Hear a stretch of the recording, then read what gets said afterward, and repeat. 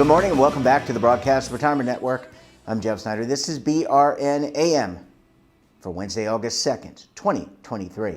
And our top story today, engaging in creative activities at least once a week improves cognition and mental health. Joining me now to discuss this and a lot more, Dr. Ramaswamy Viswanathan of the American Psychiatric Association. Dr. Viswanathan, it's great to see you. Thanks so much for joining us on the program this morning. Thank you, Jeff. It's a pleasure to be here. And let me also thank you very profoundly for this important service you are doing to people who are considering retirement or are already retired.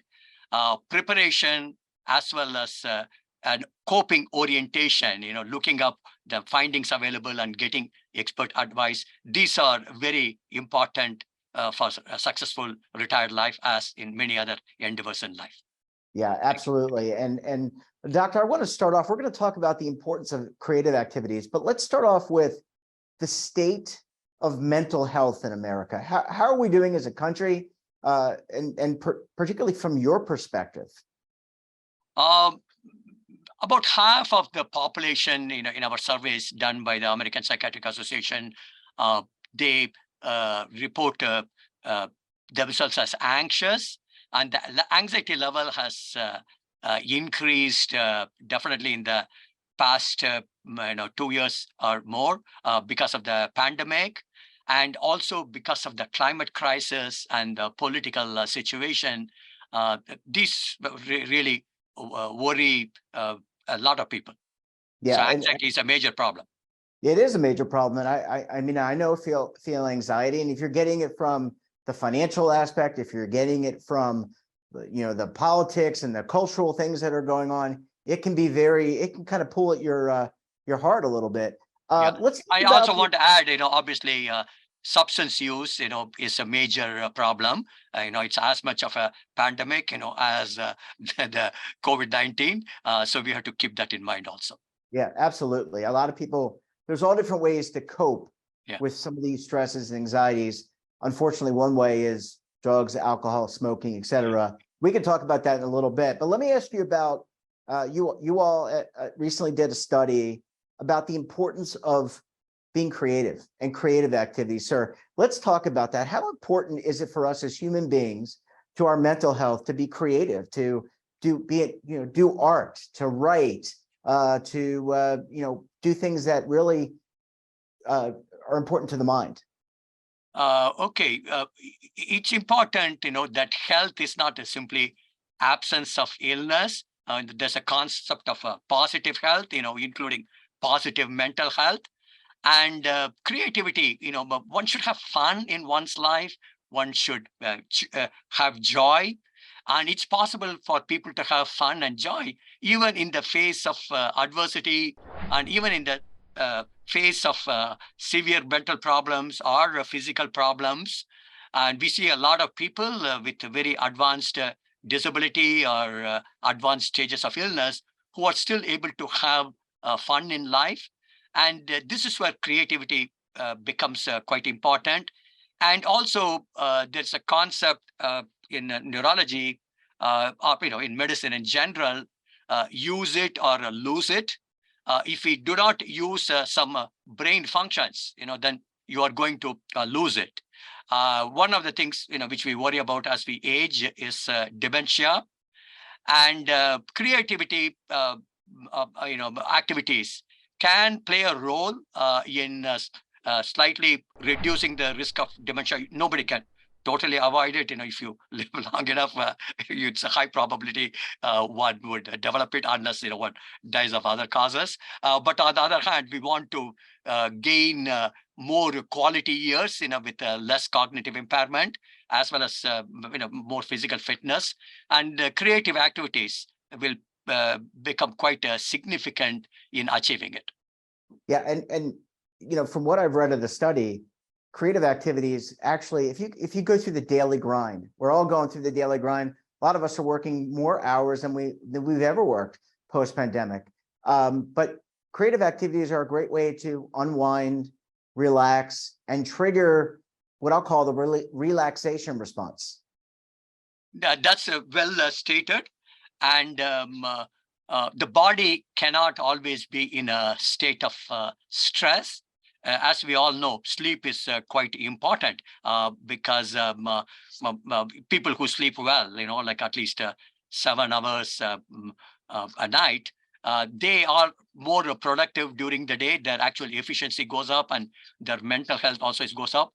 Like that, engaging in creative activities, in stress reduction techniques, these again, not only they kind of guard against disease, and in reality, they make the person even more productive and efficient in what they do, in problem solving, and if they are doing whatever work they are doing.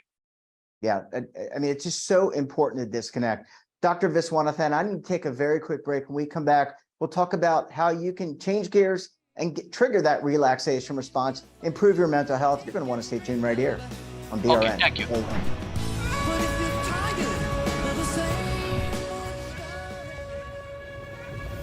Imagine a new television network that will make you richer, healthier, and in control of your financial future.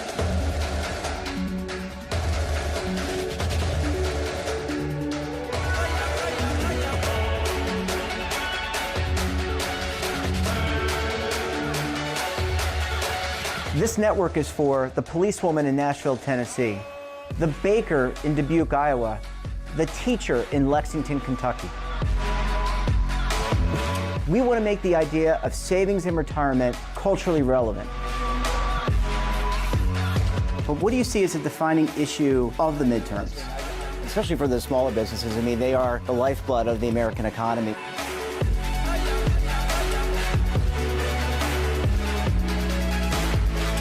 Featuring exclusive interviews, current affairs, and docuseries.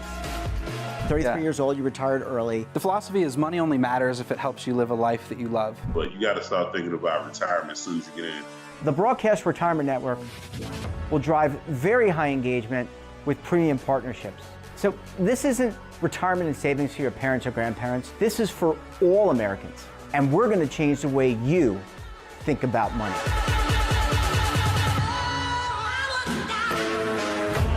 Welcome to the next frontier of retirement and savings. This is BRN, the Broadcast Retirement Network. Welcome back. We're joined this morning by Dr. Ramaswamy Viswanathan from the American Psychiatric Association. Dr. Viswanathan, thank you so much for staying with us. Really appreciate you hanging around for segment number 2 this morning. It's a pleasure. Okay, so a lot of people, look, we're under a lot of stress. We've been talking about this. It has such an impact. What can you do to switch gears? I mean, a lot of us just want to grind. We have to grind for financial reasons. We have to support our families. But how do you trigger and switch gears to becoming more creative? Is there a trick to that? Yes, the number one trick is if you have a routine, because any routine, which we establish, we are more likely to do it.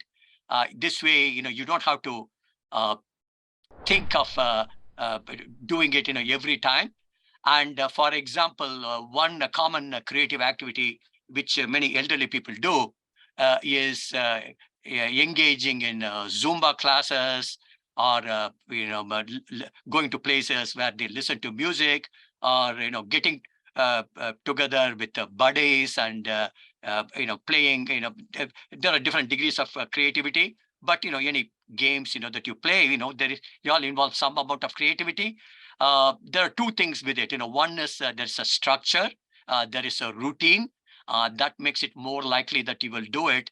And then the other thing is, if you do it in conjunction with other people, there's also the socialization process, and also it increases the likelihood.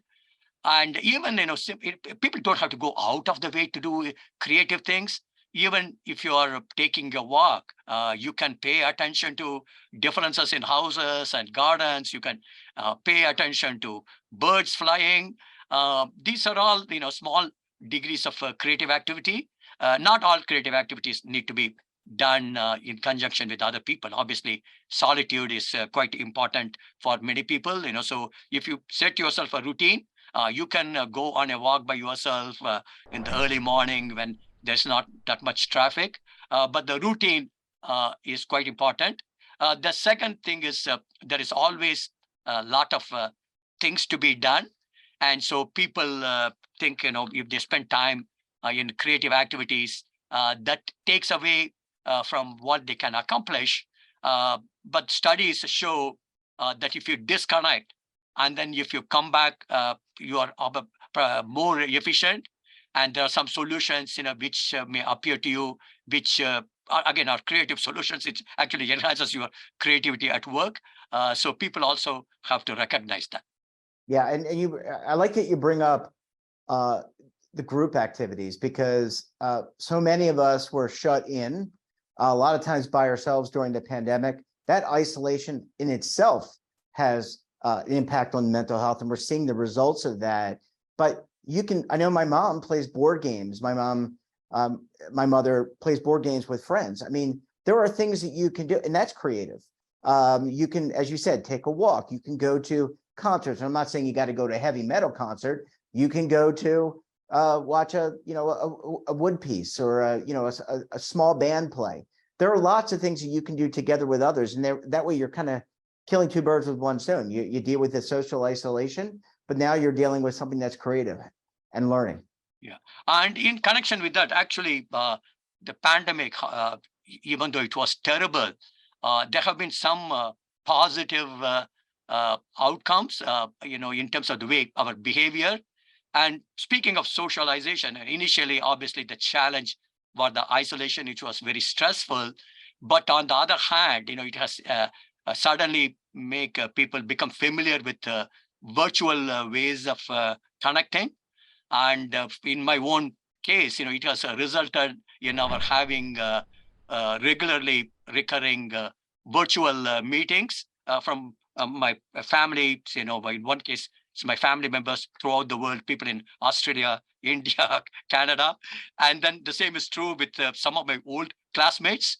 And, so again, people have to be creative in how to, increase their social connectedness in spite of the limitations we have.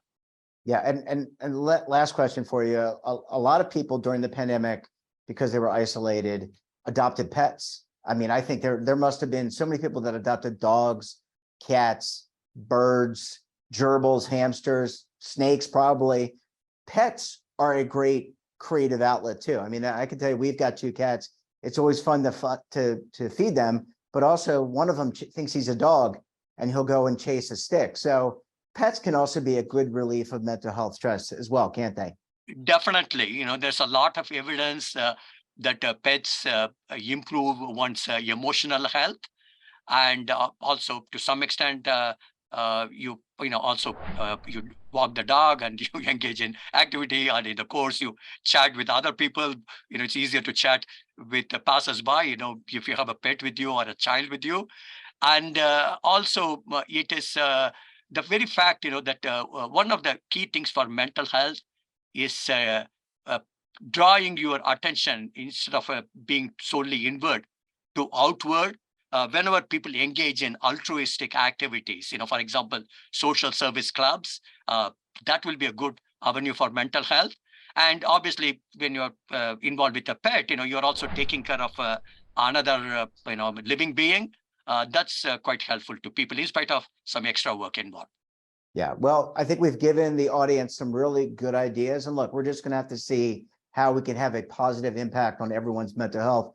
Dr. Viswanathan, great to see you. Thanks so much for joining us. And we look forward to having you back on the program again very soon. It's a pleasure, Jeff. And anytime you or any of you members of your team would like to reach out to us, myself, as well as the American Psychiatric Association, we are always available, because we all care about our people's wellness. Thank you.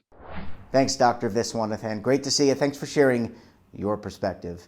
That wraps up this episode of BRNAM. Have a topic of interest, someone you think we should talk to, drop us a line. And don't forget, for all the latest curated news and lifestyle, wellness, finance, tech, so much more, all in one place, check out today's edition of our daily newsletter, The Morning Pulse. Want to search our archives, check out our latest content, Visit our website and, of course, all of our streaming partners. We're back again tomorrow for another edition of BRN AM.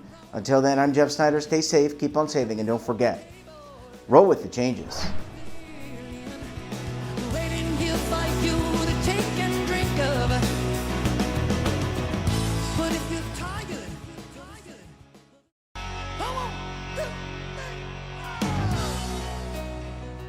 Now is your opportunity to co-create content around any topic on the first lifestyle and wellness network. Reach a global audience through our platform and co-own exclusive branded content.